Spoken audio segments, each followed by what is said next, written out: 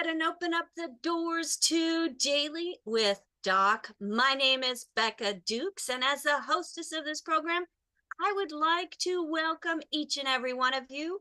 If you are watching our live stream and you would like to be in the Zoom live meeting with us, please feel free to join us by going to dailywithdoc.zoom.com. And this is Wednesday, Thursday, Friday at 12 p.m. Pacific time until 1 p.m. Pacific time. And we will be adding in another day during the week. So make sure that you are signed up for our email list so that you get notification of when we are live by going to dailywithdoc.com. Again, sign up for our email list, and during the sign up, if you have any specific questions that you would like to know, the recommendations of Dr. Joel Wallach or pharmacist Ben Fuchs, you can add those comments and questions in there at the same time. So let's go ahead and get started with our Pharmacist Friday. I am so excited each and every time that we're able to be on and be kind of a light, a guiding light that allows people to be more of their own authority in making choices into their own health journey.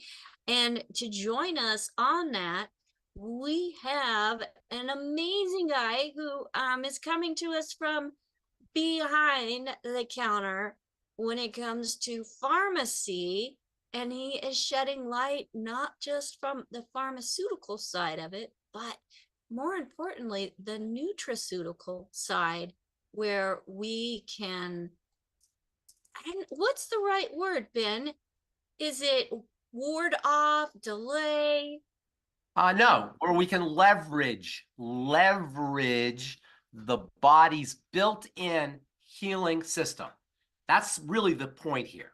Is we have been conditioned, and the medical model has promoted, and even really doctors are victims of this as well, to believe that the body is inherently flawed, that there's nothing we could do but stave off its inevitable demise. And all we can do is put people on medication for the rest of their life because their diseases are idiopathic, which is a fancy Latin word of saying we have no idea what the heck it is, or even sillier, or maybe equally silly, genetic. It's just the way it is. We've been conditioned to believe that we are helpless. And this sense of disempowerment that the medical model has, number one, obviously empowers the provider, and that includes the doctor as well as the pharmacist, as well as the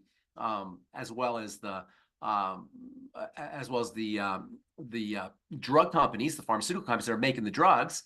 But number two, what that does, this disempowering nature, is it creates a sense of helplessness, the sense of fear, the sense of the inevitability of disease. And it's not true. And it's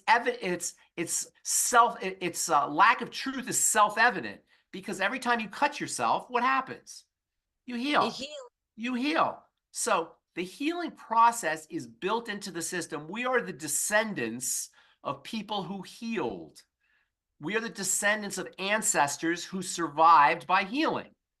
And so not only is our pedigree, our DNA to heal, but the disease process that we're told that is inevitable is dishonest. It's a lie.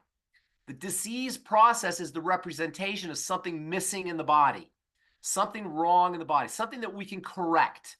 And I get all these emails from various health kinds of, you probably get them too, Rebecca, from various companies trying to sell supplements and journal articles, etc. And I got 3 today that I wanted to just tell you the headlines with, because it's a perfect example of what we're talking about here, this connection that we have in our personal lives to how the disease process shows up.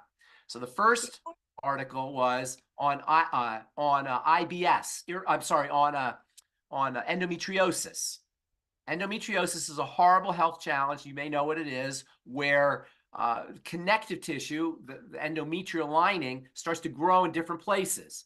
and it sticks. Connective tissue has a sticky nature, and the body starts to stick together, and it causes tremendous amount of pain. And it, as well as menstrual problems. You know what I'm talking about, Rebecca? It's a horrible, horrible thing. And once again, doctors are mystified. They have no idea what causes it. Well, this is from the 2009 New Zealand Journal of Obstetrics and Gynecology. Excuse me. What do we always talk about? The gut. Anytime you have an estrogen problem, be it fibromyalgia or endometriosis or infertility or dysmenorrhea problems with your menstrual cycle, whatever it is, hot flashes, you want to zoom on into the intestine. This is from the digestive system, specifically the intestine. This is a study from New England Journal of Obstetrics and Gynecology from 2009. Quote, gastrointestinal symptoms are nearly as common as gynecological symptoms in women with endometriosis. In other words, there's a major link between the GI and endometriosis. Excuse me, I have this. I went to the UK last week, and nobody told me how darn cold it is there, and I didn't bring anywhere near the amount of clothing I should bring. So I caught it. You want to hear something funny? I caught a cold, but it never really got into where it was severe. It stayed under the radar, under the threshold, and I could work the whole time, and I never really got sick. But I had the symptoms. I had mucus and coughing and sneezing and that kind of thing, but I never really got sick the whole time. And that's what the power of nutrition will do for you. Even if you are subject to some kind of a stressor, like temperature or wetness or something like that, and jet lag on top of that, you won't really get sick if you're taking care of yourself, even if it's a severe stressor. So anyway, gastrointestinal symptoms are nearly as common as gynecological symptoms in women with endometriosis. That's a quote from this article. GI symptoms are related to what you eat, period. So when you have a GI symptom, you want to see that as something you're eating. Second article, teenager left close to death after becoming one of the youngest people in Britain to suffer blood clot from contraceptive pill. Blood clotting is a way that the body protects itself. Estrogen represents a stressor to the body. Estrogen has to be cleared out of the body very quickly because it's such a powerful, powerful hormone, as we've talked about. When you're taking the birth control pill, not only are you taking a huge dose of estrogen, thousands of times the amount of estrogen that your body really needs, but it's a fake estrogen. It's a synthetic estrogen that the body can't really metabolize appropriately. So it's a toxic form of estrogen. Once again, and this relates to blood clots. We always talk about dirty blood. That's what blood clots are, or a manifestation of dirty blood. Again, our lifestyle, the ingestion of, in this case, of high amounts of estrogen, and one of the worst drugs of all, there's a lot of worse drugs, but one of the worst is the birth control pill. And then the third one is artificially sweetened drinks linked to increased atrial fibrillation risk. Well, this was a population study. If you drank 2 liters or more of artificially sweetened drinks per week, you had a 20% increase of atrial fibrillation. Again, demonstrating how significant our lifestyle choices are to the things we call disease. And this is all of it. All chronic degenerative disease have a major lifestyle impact, or the impact of lifestyle choices, not in a way to blame anybody, but in a way to be powerful, to get your power back. And that's what I saw in pharmacy, is we were disempowering people rather than empowering them. You know the story, how I decided to empower them with nutrition, and that didn't go over very well. Surprise, surprise. So Not I just for you, no, it employee. didn't. Yeah, Anyway. it didn't really. It didn't. You know, the people selling the drugs didn't want to hear that. You know, you can use nutrition and diet and exercise and breathing and meditation and all these other things. And then the last thing I want to say is, and this is really important to me personally, and I hope it's important to you guys too, and then we'll take questions. There's this thing called energy. And there is an element of energy that is involved in our health. When we take nutritional supplements, the Mighty 9 Essential Nutrients, we'll use that as an example, we're manipulating the body at the energetic level. It's not just chemistry, it's energy. But we can also manipulate energy or control energy with our minds. And that means expanding your energy. When you feel like you're getting sick, you can almost feel like you're contracting. In fact, the disease state, I'll just take a cold, for example, everything kind of closes up. Expanding and opening up your energy, making your energy, just visually doing this, is a great way not only to feel better about life and about your day, just consciously doing this, but it's also a great way to stave off disease, whether it's cancer or heart disease or just a common cold. Being bigger, making your energy bigger, making your energy more vibrant with your imagination and with your thoughts and just thinking, vibrancy. It's a great way to make yourself healthier, improve your longevity, and if you're dealing with some kind of health challenge, don't underestimate its value in terms of helping you feel better or recover or reverse the disease process. Yes, the mighty 9 essential nutrients are important. Food is important. Breathing is important. Exercise is important. But don't underestimate the energetic level of health and wellness by, we always talk about spiritual, mental, emotional, but just making yourself bigger, expansive, making your energy level. And I would use the word aura, but there are probably some people out there rolling their eyes when they hear the word aura. But actually, there's electromagnetic energy coming off our body that's measurable with an EEG, an electroencephalogram, or an EKG even, an electrocardiogram. There's energy that comes out of your heart, and there's energy that comes out of your brain, out of your head, that is measurable and detectable, and you don't have to necessarily call it an aura, but you have an ability to expand it and make it bigger. And now we'll take some, did you want to say something? Pharmacist Ben Fuchs. Let me introduce him to you. So that is just a little bit of how he is so passionate about being your own authority. Health authority. And looking at things. Now, I have a question in regards to one of the articles that you referred to. Before we start here, let me just say hi, Taylor. Go ahead. Yes. So we have Dr. Taylor Mitchell in the house. Beautiful Dr. Taylor Mitchell. And we have Dr. Joel Wallach in the house. Oh, Dr. Wallach's here too? Where? I didn't see Doc. Hey, Doc. Oh, gosh, I didn't even see Doc. Super fantastic. All right. You know, we have an amazing group of people that we are surrounded with, Pharmacist Ben. And I'm excited to have you as one of my friends and mentors and be able to share your knowledge with everyone that actually has a mind open enough to look and see that other options are just not serving them. Now, today we're going to be doing questions and answers, and I have a number of questions, plus we have a number of hands that are up. But the first question... Should we take the live ones first, or you want to take what do you want to do first? Well, first I want to refer back to one of the articles that you had mentioned. Okay. In regards to the artificial sweeteners. Yes. Did it note there what they are considering artificial sweeteners? In the article, I'm looking at it here. It's published in the journal. If anyone wants to get it, it's in the journal. It's in the journal Circulation, Arrhythmia and Electrophysiology. That's actually the name of the journal. And let me see if it says methods here. Complete 24-hour diet. You know, I don't see it here in the. I'd have to go over it. No, I didn't see it, but it doesn't really matter. The point is, none of them are good, and sugar's not good either. You know, I mean, we like sweet, but I really want to get the point across is that we have control over these things. They're not inevitable. You go to a doctor, an atrial fibrillation, you're going to get your heart burnt off, or not burnt off. You're going to get your heart ablated, burnt. And when I say burnt off, I was being a little dramatic, but they're going to actually kill part of it, you know, or they'll give you some they'll do a chemical ablation with a prescription drug. And it could be that you're drinking 2 liters of Diet Coke every week. You know, I mean, these are the ways that we have power in our lives, you know, and just something like the sweeties, just something like, you know, the sweeties or the ultimate niacin or the ultimate selenium or the MSM sulfur. All these are powerful ways that you can help your body address sugar. Do you know diabetes is going to affect 350 million people around the world here? Very shortly, it's like a quarter of the world is going to be diabetic.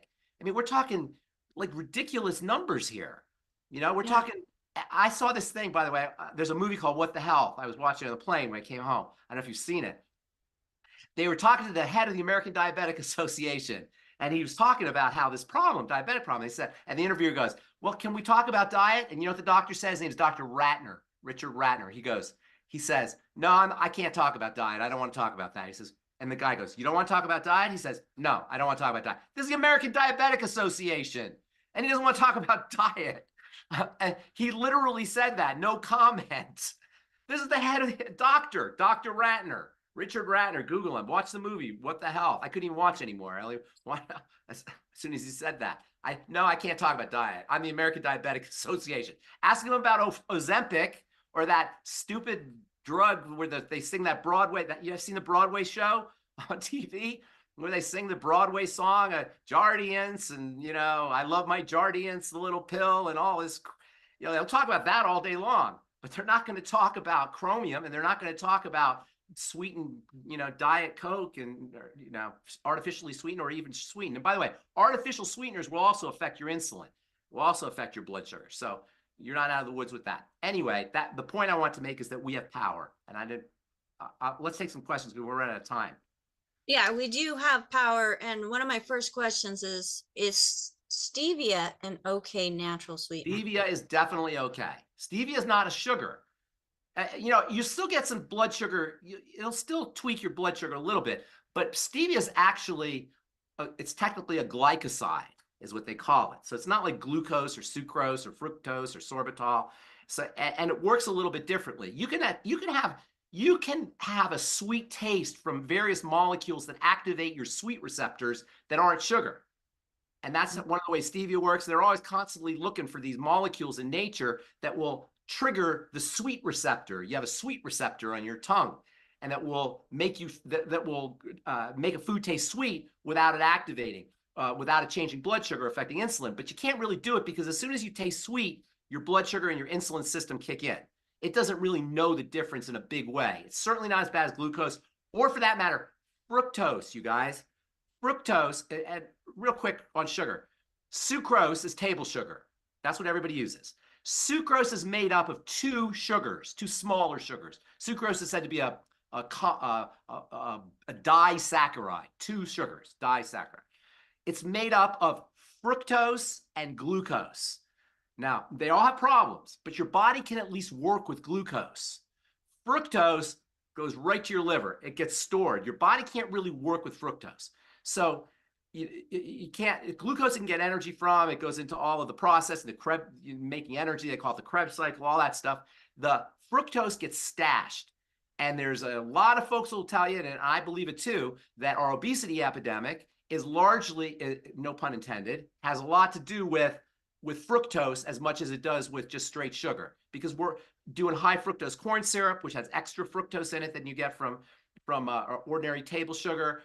A lot of people are drinking fruit juices. Fructose is used as a sweetener. You got to be a little bit careful. Now, I will say that because people always ask me this, the tiny little bit of fructose that you get in the Beyond Tangy Tangerine is not what we're talking about here. What we're talking about here is huge doses of fructose from fruit juices and high fructose corn syrup kinds of formulations and foods and products. So you got to be a little bit respectful of all the different sugars. What we really want to do is start to use the sweet taste almost therapeutically. Like if you lay off a sweet taste for 2 weeks or a week or 10 days or whatever, a short period of time, and then you do sweet again, you can't handle it almost. And that's where we want to get to the point where a little bit of sweetness gives you the kind of sweet pleasure that you get, because we all like sweet. It's the overindulgence in sweets. The average American, I haven't seen the statistic lately, is eating 180 pounds of sugar a year. Can you imagine this? Half a pound a day. Can you imagine half a pound a day of sugar with that? I mean, they're ridiculous amounts.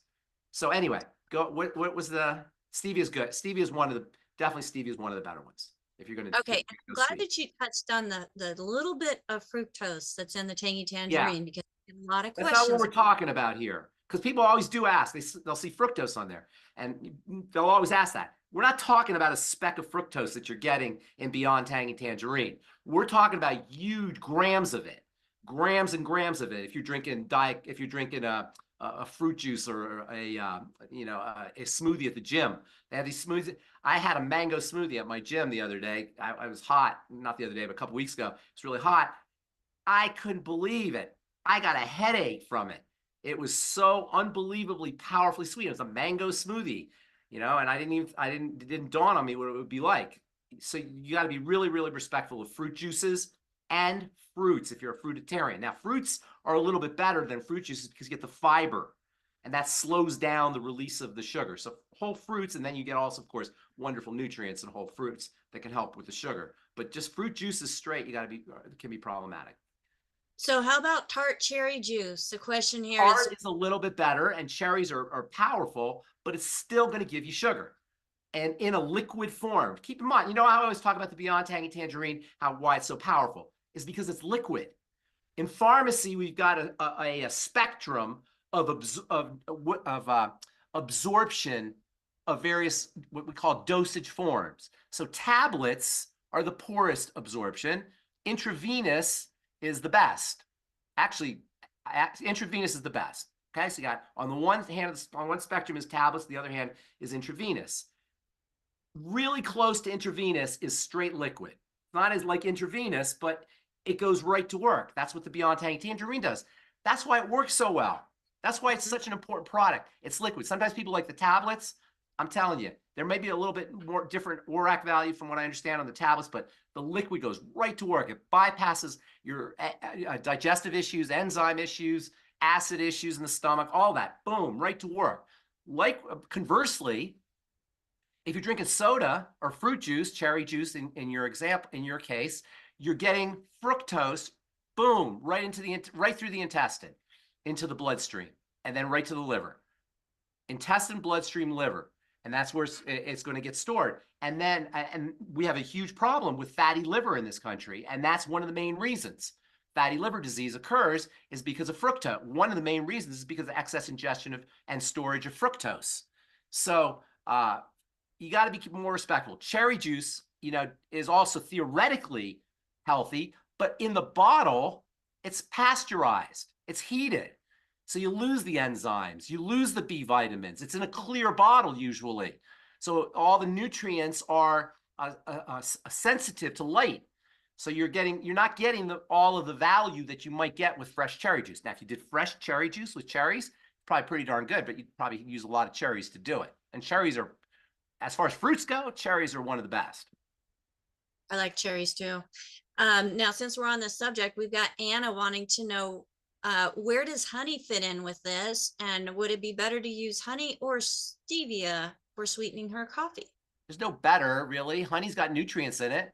It's got much more nutritional value than stevia. Stevia doesn't have any nutritional value. Honey's packed with nutrition. But honey's also, it's fructose and sucrose, really. It's fructose and glucose. So it's going to, you know, it's not necessarily a health food, although it does have, you know, in nature, in the world of nutrition, there are foods that have health value, but they have problems. Lots of foods are like that. So it's not like cut and dry, like this food's good, this food's not good. So cherries are great, but they also have a lot of fructose in them. So honey's great. It's got enzymes, it's got B vitamins in it, all kinds of minerals. It's a tremendously valuable food in a lot of ways, but it's also a source of fructose. So a teaspoon of honey is not, you got bigger fish to fry than worrying about a teaspoon of honey in your coffee. I would do honey before I did stevia just for the nutritional value, but don't go crazy with it. Right.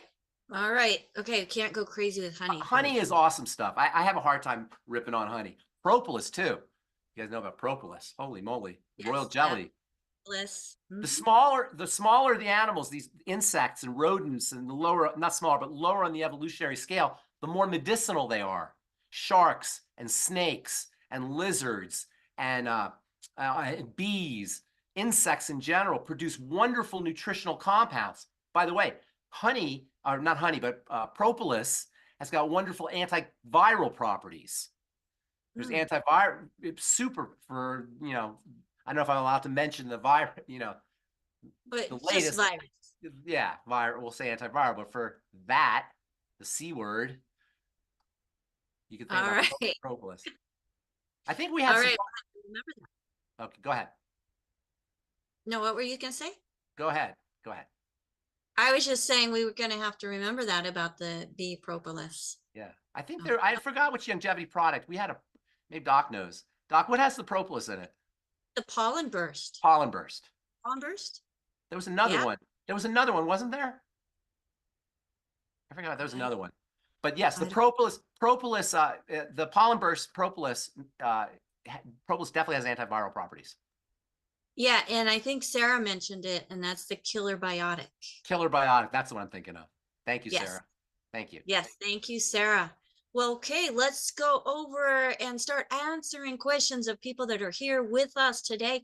Folks, Daily with Doc is a resource for an amazing group of coaches and people that are just health enthusiasts wanting to get information out to others because they care. They want to make sure that people understand that there's things that you can do as an empowered individual to help yourself.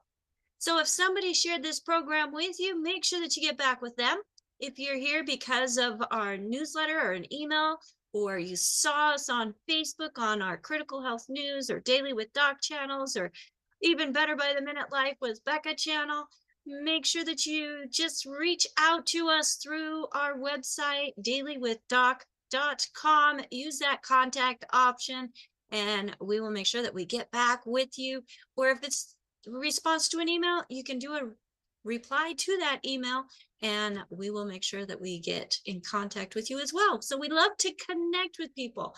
I have an amazing group of coaches that are ready and willing to take the time to figure out what it is that you yourself are missing and what nutritionally can be done in and within what's going on in your life. So if you're not working with anybody and you've never tasted or tried the Longevity products, feel free to give my call team a call at 855-949-3377.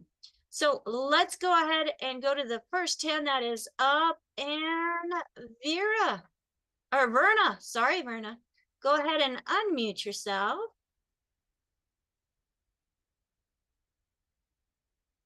Verna. Laverna. All right, so we're going to go right over to Bob. Hello, Bob. Go ahead and unmute yourself. So, following back up on the cortisol levels being extremely elevated. Hi, Aaron. So, Pharmacist Ben, I've got a question for you. How does stress and being stressed out about something affect cortisol that then affects your health overall? Okay, so it's such a wonderful story how this works that I really want to tell it, but we don't. I'll end up talking the whole half hour if I keep telling these wonderful stories. And that's really how the body is.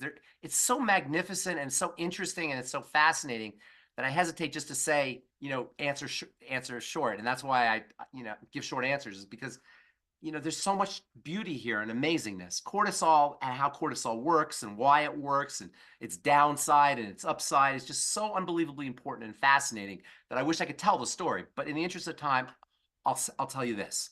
When the body is under duress, it has a way of rerouting its nutritional and oxygen and essentially blood resources and all the things that are in the blood towards the stuff that'll get you out of a jam and away from the stuff that has long-term survival value. So you have chemistry of long-term survival and chemistry of short-term survival. For example, having a baby is chemistry of long-term survival. It doesn't matter for an emergency to have a baby. Running from a saber-toothed tiger requires energy for survival. It's a different type. It requires different parts of the body. You don't need your reproductive system to run away from a saber-toothed tiger. You don't need your digestive system to run away from a saber-toothed tiger. You don't need your immune system to run away from a saber-toothed tiger. You don't need your anti-aging system, your creativity system, your growth and repair system when you're running from a saber-toothed tiger. Cortisol is a saber-toothed tiger. It is the symbol of a saber-toothed tiger. I say a saber-toothed tiger because that's the classic example of a life-threatening emergency from an evolutionary standpoint. Today, there's no saber-toothed tigers. And today, there's not a lot of life-threatening situations. As lousy as the world seems like it is, this is the best time ever to be alive. You wouldn't have even wanted to be alive 100 years ago, let alone 500 or 1,000 or 5,000 or 10,000 years ago or 50,000. Can you imagine what life must have been like 50,000 years ago or 100,000 years ago? you beyond miserable, right? Today, we don't have saber-tooth tigers. You know what we have today? We got credit card bills, and we've got our dysfunctional families, and we've got, you know, the government. We've got these things that aren't really survival threats, but to the body, to the biochemistry of the body, they act like survival threats. The biochemistry of a credit card bill, or a divorce, or something horrible that happens to your kid, or whatever it is the same as the biochemistry of running from a saber-toothed tiger. So when you have so-called stress, which you're talking about, the word stress, and I will say this and then I'll explain in a second, stress is your best friend. We should be loving stress, and I'll explain what I mean here in a second. When your body's cortisol is up, you're going to have a suppressed immune system. You're not going to grow and repair. Your digestive system is not going to function as effectively. You're not going to be able to make a baby. You're not going to be able to sleep. You're going to gain more weight than you need, because weight represents a protective response. You're going to, all the lousy stuff, your blood pressure will go up. All the lousy stuff in life that we hate about being alive is regulated, is the end result of cortisol regulation. All the good stuff in life is when cortisol stands down, and that's when you are fertile, when you are creative, when your digestive system is functioning, when you do have a strong immune system. These are all regulated by two separate nervous systems. Cortisol is the end result of activation of what's called the sympathetic nervous system, i.e. the fight or flight nervous system. The parasympathetic nervous system is the rest and digest nervous system. So keeping your cortisol down is important. There's only two ways cortisol goes up. There's only two ways. Some kind of stressor on the body. And I shouldn't say, there's only, there's various stressors. It could be food stressor. It could, when we hear stress, we hear psychological stress. But it could be physiologic stress. One of the most important physiologic stress is hypoglycemia, low blood sugar. This is the link on the triangle of disease. You know how there's the triangle of disease, the digestive system, blood sugar system, and then cortisol, the adrenal thyroid complex. The link is hypoglycemia, low blood sugar. When you're eating a lot of sugar, ironically and interestingly, when you're eating a lot of sugar, you go into states of low blood sugar. Because what happens is sugar is a danger to the body. You eat sugar, insulin comes, pulls that sugar out, and now you're low blood sugar. And that's when you get hangry, right? You've heard the term, right? Hangry. Or if you're a baby, you get colicky, or you get cranky, or you get fussy. And so eating sugar, ironically, at first will lower your blood sugar, hypoglycemia, and initiate a cortisol response. So one of the best things you could do to keep your cortisol stable is keep your blood sugar stable. It's a little more complicated than that, because later on, your body doesn't listen to insulin as much and your blood sugar stays high, and that's also an emergency, but I don't want to go there. So the interesting point is you can control your cortisol by controlling your sugar, and psychological duress, of course, and any kind of foods that you're eating that require the body to reduce inflammation. Cortisol reduces inflammation. Do you hear what I just said? You ever put hydrocortisone, that's kind of a pharmaceutical cortisol, on your skin for inflammation? Cortisol reduces inflammation, but it only reduces inflammation temporarily, and then stops over time. It doesn't reduce inflammation as effectively, even though its levels stay high. So cortisol is functional. Cortisol also gets your butt out of bed every morning. That's what's supposed to happen. First thing in the morning, your cortisol goes up. You get enough energy to get out of bed. So cortisol is, it's functional. It's important. I don't want to be beating up on cortisol too much. The problem is, and I said this earlier, that stress is your friend, but chronic low level drip stress is your mortal enemy. Quick bursts of stress are your friend. That's how you grow. That's how you evolve. You ever hear of high intensity interval training, HIIT training? That's the best way to exercise. 30 seconds, 60 seconds, run as fast as you can, and then stop and recover, maybe walk for a minute or two, and then run as fast as you can for 60 seconds. That's how the body likes to stress. Under those kinds of conditions, when you stress under those kinds of conditions, you grow, you thrive. When do you have the least amount of stress, do you think, in your life, Becca Dukes? When you're sleeping? No, Oh. less. Sportist When you nutritionist, care to weigh in? When do you have the least amount of stress? Yes, exactly. When you're dead. When you're dead, that's when you have the least amount of stress, because stress is part of life. It's how we deal with the chronic stress, drip stress. And by the way, stress isn't even the right word. We forget the second word. Stress is the push. And by the way, stress comes, the whole stress thing, that's a theory. It's been proven. But it started out as a theory by a guy named Hans Selye in the 1920s, who came up with this idea of the chronic stress response. And what we know as stress today is the end result of Hans Selye's work, SELYE, if you want to check him out. But here's the thing. He got the idea from engineering, from watching bridges. See, bridges and engineering structures, they are subject to stress, but that's only half of the equation. It's really stress and strain. Have you ever heard that? Stress and strain. It's the strain that's really the issue. The strain is the body's response to the stress, or the bridge's response to the stress, which is where Hans Selye got the concept from for his stress theory. So the bottom line is high intensity stress is great. If you do it if you keep doing it, you'll die. So you got to stop. But if you stop, your body will respond with growth. Drip, drip, drip, drip under threshold of growth stress, which is the kind of stress we have. That's awful. That's the worst kind of stress, because you don't get enough stimulus to like change, to grow, to become more complex. And by the way, this is all complex from physics. You become more complex in response to the stress if it's intense. That's what bigger muscles are, or more neural connections in your brain. For people who don't want to get Alzheimer's, do crossword puzzles. Brush your teeth with your left hand or your other hand. And put new novelty into your life. Read a new book. The problem is, as we get older, we don't do new things. We don't learn new things. Well, I'm sure Doc can attest to this. One of the reasons has maintained every sharpness is because he's constantly writing books. Right, Doc? And you're constantly talking. And you're constantly, you're in life. You're engaged in life. That's the best thing you can do, is engage.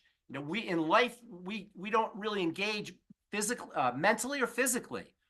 Physically, you got to work. You got to put it out. You got to get out there and do something. It's the drip, drip, drip, drip stress that's really the problem.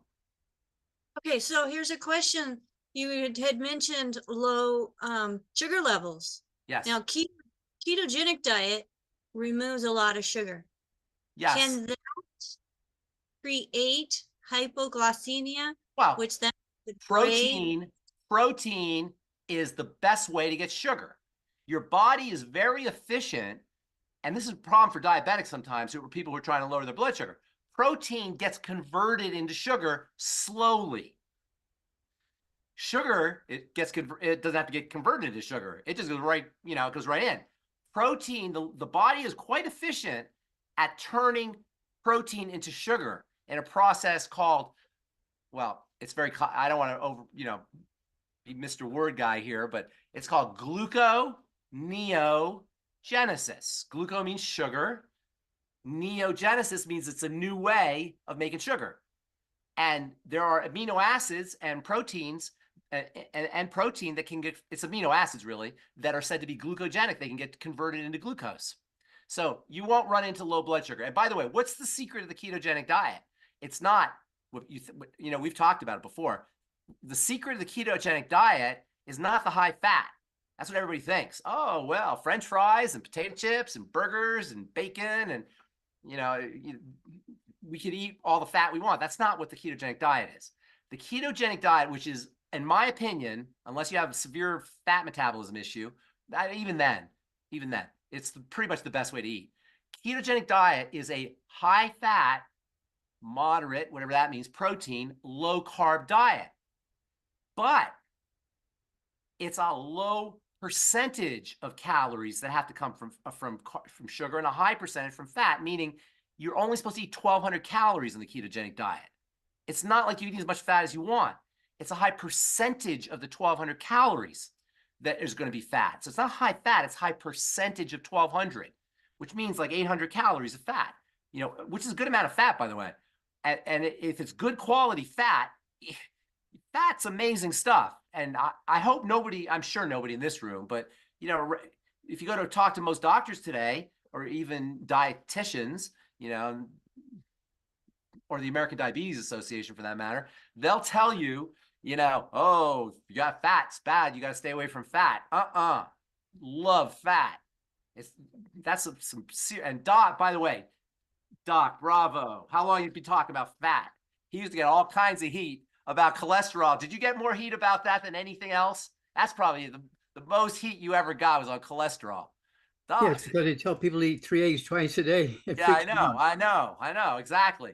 Cholesterol, you guys, hail cholesterol. That stuff is beyond belief. We'll do a whole hour on cholesterol sometime, but just know it is the single most important molecule in your body. And only a biochemical numbskull would ever tell you not to eat cholesterol. And unfortunately, there's a lot of biochemical numbskulls out there, and so, you know, and they're practicing sometimes. So that's that. But if you're a chemist, if you're a biologist, you know what cholesterol is. It's the molecule of life. It's what distinguishes animals from plants. So unless you want to be a plant, unless you want to be a fern plant, yes, Doc? Go ahead and unmute yourself again, Doc. It makes hormones. It is hormones. Cholesterol. Steroid hormones. Yes. For women, they're on estrogen replacement therapy, all the steroid hormones. Doc, I say the steroid hormones are versions of cholesterol. They say it comes from cholesterol. They're versions. They're types of cholesterol. So's vitamin D, and so's cortisol, for that matter. They're types of cholesterol. So That's it's correct. not like they don't come from cholesterol. That's making them not really saying it appropriately. They are cholesterol. They are versions of cholesterol.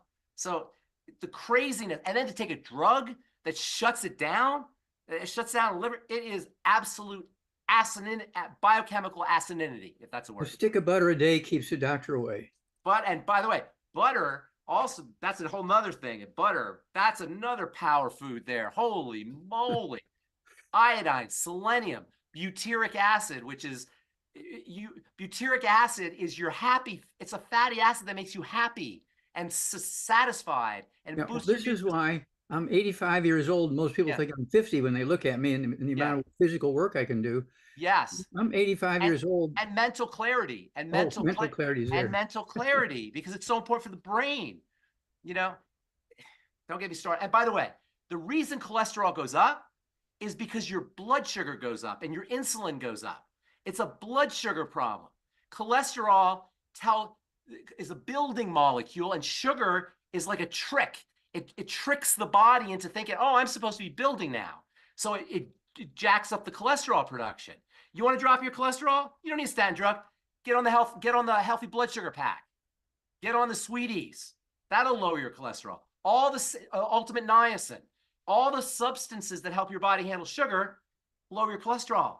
And any diabetic will tell you, my cholesterol goes up. I got high cholesterol. They go hand in hand.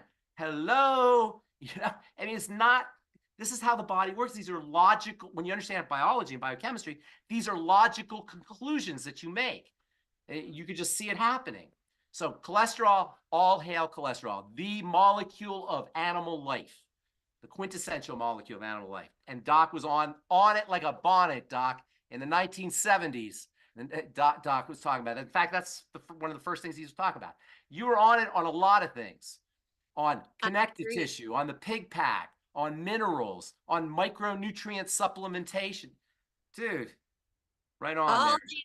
Then for those of you who are just joining us, all the things that pharmacist Ben just mentioned are products that were formulated by Dr. Wallach and his team, which then were offered through the company American Longevity. And because we wanted to go beyond America, changed it to Youngevity. So make sure that you get back with the person that shared this program with you so that you also can get on some amazing. That reminds me of a funny story, Rebecca. Doc, I asked Doc one time, I don't know if Doc, you remember this. This was probably 20 years ago. I said, why did you call it American longevity? And he said to me, it's my two favorite things.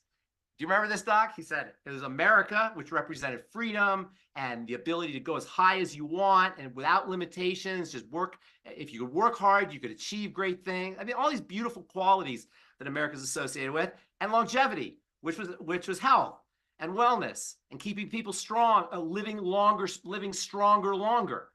So, to put it together, you get American longevity. You remember telling me that, Doc? That was a long time ago. We were both kids. We were both young men. Awesome. Well, thank you, Dr. Wallach, for coming on with us as well. So back to cortisol, what can you do to lower it? A lot of things. Number one, keep your blood sugar stable. Probably the most important thing I would do is keep your blood sugar stable. If there's sources of inflammation, which are coming in through the digestive system usually, unless you're injecting, you got to get rid of those. Sources of immune triggers, inflammation. Cortisol is anti-inflammatory. Inflammation means immunity. Cortisol is anti-inflammatory. Inflammation means you have a defensive response. Cortisol is anti-inflammatory. Inflammation means you have a defensive response. That means you've got to figure out the offending agent. It's almost always going to be some kind of food. There are many, many, many pro-inflammatory foods, especially, I was just talking about oils. You know how we were just talking about oils, how important they were? What you got to watch out for is fried oils and processed oils and refined oils and oils that are in a clear bottle, because as good as oils are and important as they are, that's how bad they are when they're cooked and processed. That's another thing that Doc always talks about, you know, is the cooked oils, the fried oils, the fancy ones, right, Doc? The fancy schmancy ones, the ones that have lots of grapeseed oil and, you know, hazelnut oil, and they got these fancy, you know, vegetable exotic ones. Those are the worst, because they're high in omega fats, and omega fats are very unstable to like a feather. If you brush them with a feather, an omega fat will become disturbed. They're packed with energy. Essential fatty acids are so important for so many reasons, but one thing is they're packed with electronic energy. They're the way the sun is trapped in a plant is in these essential fatty acids. And so they're loaded with electronic energy, which means they're like mouse traps, little microscopic mouse traps that are ready to spring open. And with heat or with body temperature even, or the sun, or clear bottles, all the ways we cook and deep fried, there is no, in a healthy society, there would be no such thing as deep frying. You know, if we had a society that was conscious about health, there'd be no such thing as deep frying, because while any heat is bad, deep frying is the worst of the worst. And not only that, but they don't change the oils. You know, there's a place in Memphis that hasn't changed its deep frying oil since 1920. You know, people, you know what I'm talking about? Marilyn's point has her thumb up there. I forgot what I saw on the Food Channel once. If you really want to get have a headache about food, watch the Food Channel, which I do. They haven't changed their oil since when? The 1920s, because it has more taste, has more flavor. I don't know. That's really what they said. Oh, I just lost my. The cancer. Nothing really specifically causes cancer, but that's about as close to a specific cause of cancer as you're going to get, is a fried oil, especially if it's been reused like that. They're horrible for you. So oils are very important, but you got to be very respectful of your oils. You don't want to heat them. You don't want to you want them fresh in a bottle in the fridge. You want to honor the oils. And essential, the best way is the EFA capsules. You know, that's what the capsules are protected. And that's the advantage of the capsules. Capsules really don't go rancid for a very long time. In fact, I don't even think they ever do in the capsule. And in the capsule, you know, I don't know if we have gelatin capsules, the real gelatin capsules, those of course you get gelatin. And EFAs, by the way, are important for a whole range of building things, for anti-aging. I'm not sure how we were talking about cortisol. So pro-inflammatory foods, avoid pro-inflammatory foods for cortisol. And for intestinal issues, of course, gluten is very pro-inflammatory. There are molecules in plants called lectins, which, you know, we don't have time to talk about necessarily, but a lot of plants that people think are really good for them, could be reactive. And we've talked about that in the past. And then fried oils are especially problematic for the intestine. Fried oils Fried oils are especially inflammatory for the intestine. So staying away from fried oils is super duper important. And then psychological strategies, relaxation response. You know, we talked about meditation and breathing and just stilling yourself and dealing with, you know, life has its things, dealing with things psychologically as well. Breathing is the quickest way probably to lower cortisol. And you can experiment with this when you can't sleep. Slow, deep breathing, slow, deep rhythmic breathing. And then also gratitude is a great way to lower cortisol. You know, here's a really great way to lower cortisol. You know how they give PTSD soldiers, they give them dogs, right? Right. Dogs and pets will lower your cortisol. Even babies will lower your cortisol because the caretaking response is a wonderful way to tell the body it's safe. Because if it wasn't safe, you wouldn't be taking care of somebody. So the caretaking response, petting a dog or taking care of a baby or even looking at a baby, also have a wonderful way of lowering the stress response and telling the body to stand down. So loving something else or being giving to something else, even if it's a baby or even if it's a dog or a cat or for that matter a gerbil, it could be anything, you know, let alone your neighbor or your kids or your family or your loved ones or friends. All right. Well, that's a lot of information about cortisol. So I know that there's some people out there. There's also, of course, we have the de-stress. The de-stress capsules also have. I got 5 minutes here. Okay, I know we only answered one question in 5 minutes, but you got a lot of good stuff there. So the de-stress has one of my all-time favorite adrenal. And let's talk about the adrenals. The adrenals are your stress glands. They make cortisol. So working with the adrenals is very helpful. The de-stress has pantothenic acid, which is a very, very, very, very underappreciated nutrient for the adrenals and for making hormones. Vitamin B5, they call it. And then also the ultimate zinc is very important for the adrenal glands, for stress, for cortisol. The ultimate zinc. Zinc is another super, like, mega important, maybe one of the most important, not the most important of the trace minerals. And then there's one, the ultimate C. Vitamin C is also very, very important for the adrenal glands. In fact, there's probably more vitamin C in the adrenals than there is in any other organ of the body.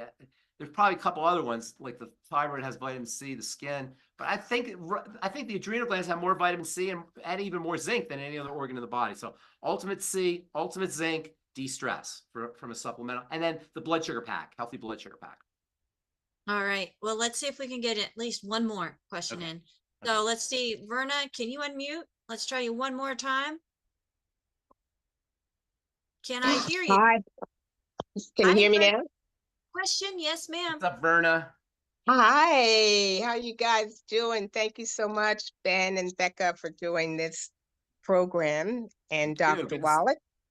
Okay, so my question is, my neighbor said that she fell and she broke her thumb, and she broke her thumb in 3 places.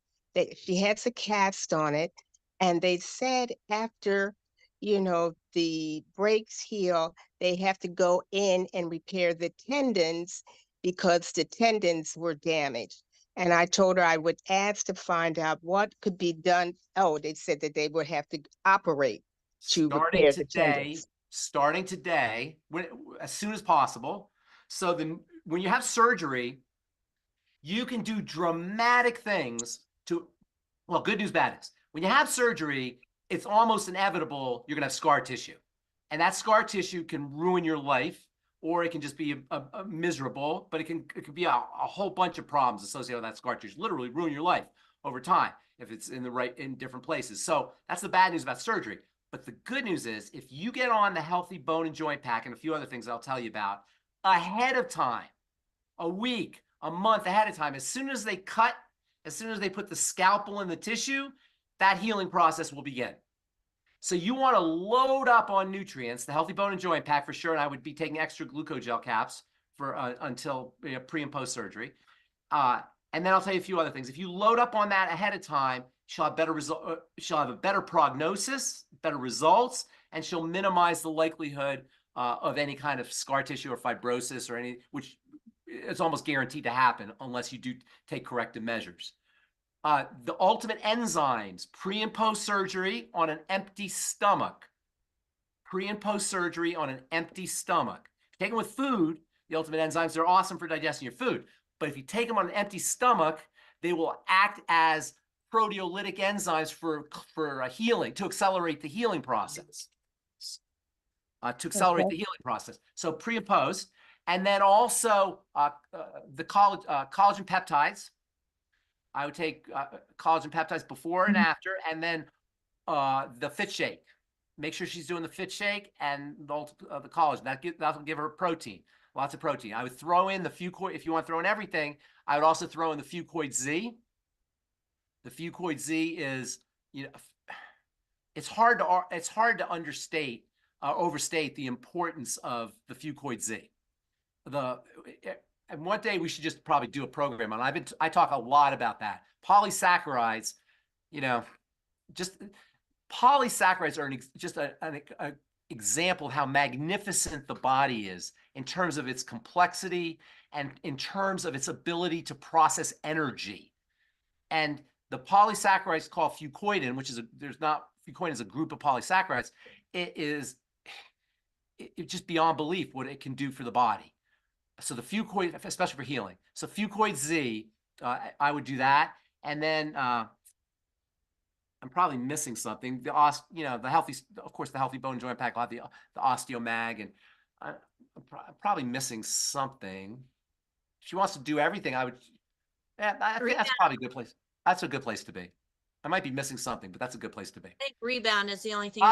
Well, rebound will help with energy for sure. I'm thinking of strict healing.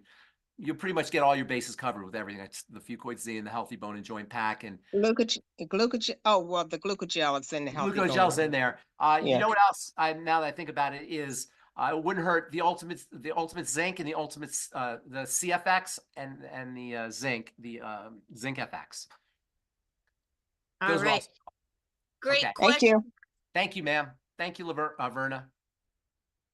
You gotta go. You got another date. I know. I didn't realize. So, is there anybody? Is there a quick one anywhere? Well, we have lots more questions. Nothing's ever quick. Mark, We can do more. We should do more of these. I'll do more. I do more questions. Hold on, Mark. More question now or What's next up, time? Mark? We'll do a quick one. More. What's up, Ben? I've been watching a lot of Moment of Truth lately. So. Oh, you have? You like the Moment of Truth?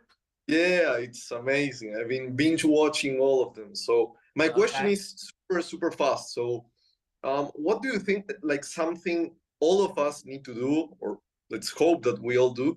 What do you think of using shampoo, not so much conditioner, but shampoo itself, like washing your hair to be cleaner? What do I think about shampoo? And let's say that's a good question. That's a good question. I know quite a bit about shampoo. I'm kind of a shampoo expert, actually, of sorts. I formulated a lot of shampoo in my day. And let me tell you something. Unless you're working in the coal mine, you don't really need shampoo. That's a marketing thing. If your hair's for whatever reason super filthy, or you're dripping sweat, you're an athlete, whatever. Other than that, it's marketing.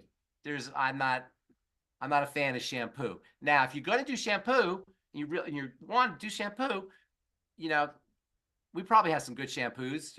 Doc, I don't know. Doc knows probably we have some good shampoos. If you want to do shampoo, from the organics line.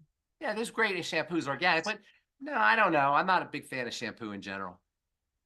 Okay, so I don't want my teenager to hear that. I know. Do you ever hear rinse, lather, repeat? You ever hear that? Rinse, lather, repeat. I don't know if they still say that. The margins on shampoo, it's not. It's more of a mark. I think it's more of a marketing. That's me as a formulator and as a pharmacist. I have been known to formulate a shampoo or two in my day, so I'm probably, But what about the grease that's in your hair? What about the grease? Well, first of all, what you're calling grease is actually sebum, and sebum is actually pretty darn good for you. You want it. Sebum's got some good stuff in it, but sebum oxidizes, and so you got to be a little bit careful. So if you have a lot of sebum that you're producing, you got to be you want to remove it. However, Guess what the #1 cause of hypersebaceous activity is? It's everything's a triangle, right? Blood sugar and cortisol. That's why people secrete lots of oils. And I can always tell if somebody's eating a lot of donuts, or if they got some blood sugar, because they'll be shiny, they'll be oily. Yeah. Oils and stress hormones. Stress will do it too. Sebaceous secretions are part of the stress response. So, it's interesting. The body will actually slime. It makes sebum when it's under stress, because when a lion is trying to grab you, the sebum will give you a little protection from the lion. It's kind of a protective response. So sebum is associated with cortisol, with stress hormone. So reducing stress and keeping your blood sugar stable are the best ways to deal with hypersebaceous secretions. So we don't need anything that it's topically on the hair. It's just marketing, and we need nutrition that it's the internal part, right? Hey man, all internal always. Now, there's certain things you could do topically on the skin by feeding it. There's certain nutrients that will actually go through the skin's layer. I don't have time to talk about the skin now, but we can talk about it some other time if you'll ever like, because I do know a lot about the skin. The skin is stratified and it's layered.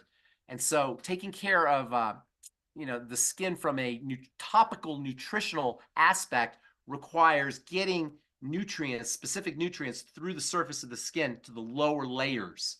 And that can be done. That's the most important way to take care of your skin topically, is to nutrient. Surprise, surprise. The most powerful there's a lot of ingredients out there. There's probably 20,000 different ingredients out there. But the most important ingredients for the skin, topically, put it on the skin, guess what they are? Vitamins, minerals, amino acids, fatty acids, topically. Why should it be any different? The mighty 90 essential nutrients are the most important ingredients you could ever put on your skin. Doesn't that make sense when you think about it? Why would it be any different? And so if your skincare product is not featuring the mighty 90 essential nutrients in them, I find that's how I formulate. I formulate all my products with the mighty 90 essential nutrients in mind for topical delivery. Got it. Okay. All right, Mark. Good. Where are you? Are you here in the States? No, I'm in Argentina. You're in Argentina. Good to see you. Yeah. Thanks for binge watching. Thank you very much, Ben. All right. Take care. Thank you, Mark. Great good? question. So Jenny was mentioning, she said that her mom said when they were younger, they would just brush their hair 100 times. Brushing, that's called dry brushing. Now that's kind of like an old strategy for getting rid of things. The skin is a detox organ, and you have a lymphatic system that's very close to the surface, and dry brushing is a great way to get rid of toxins and to stimulate your lymph. Dry brushing. So, brushing your hair 100 times. Brushing your hair is dead. You're not going to do much for your hair. But if you dry brushing your arms or your body, dry brushing is a really, really can be a real helpful strategy for detox and for skin health. All right. All right, you guys. Thank you so much, Pharmacist Ben. Thank you, everybody. Thank you, Doc. Thank you, AJ, sportist, nutritionist. Nice to see you, everybody. If I could get my co-hosts on the line with me. Thank you so much, Ben. We'll see you again next week on Daily with Doc, Pharmacist Fridays on Daily with Doc with Ben and Becca. So super excited with all the information that we were able to share. I know we didn't get to all the questions, so please send your questions into info@dailywithdoc.com. We did make that so that it's specifically just the questions. They don't get lost and everything else. Again, that's info@dailywithdoc.com. Now, I just want to do a quick little shout out because I couldn't do this program on my own if it wasn't for Marilyn, who is putting lots of information and transcribing what is being said throughout the program into the chat. Could not do that I couldn't do it. I used to do that, but then when you're in the host and you've got so much great information coming through, you can't concentrate. And so thank you, Marilyn, for all that you do. And we have Albert, who is making sure people are getting in and keeping an eye on the cameras and everything. And of course, we've got AJ, who is on the phone helping people.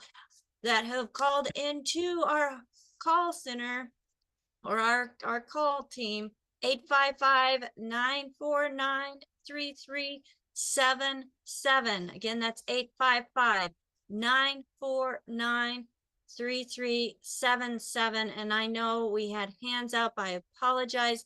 We did not get to them, but Pharmacist Ben did have a hard stop and he still went over. So until next time, folks, thank you so much for joining us here on Daily with Doc. Thank you, Ben. You're awesome. Thank you, Dr. Wallach, who just is the person that got this whole thing going. We just love and appreciate our team, our mentors. And AJ, are you wanting to say something? No? Okay, folks, thank you for joining us. Daily with Doc. Go to dailywithdoc.com and you will find the good foods, bad foods list. You will find a store that has all of the longevity products that we just love and appreciate and believe in. And if you have questions, you can reach us through that as well. But most importantly, if you are working with somebody and you have already purchased products from Longevity, make sure that you get back with the person that shared this program with you or the person that is your distributor. You are supporting them. Give them the opportunity to support you as well when it comes to making sure you're getting what is recommended for you based on Dr. Wallach's recommendations. So until next time, bye for now.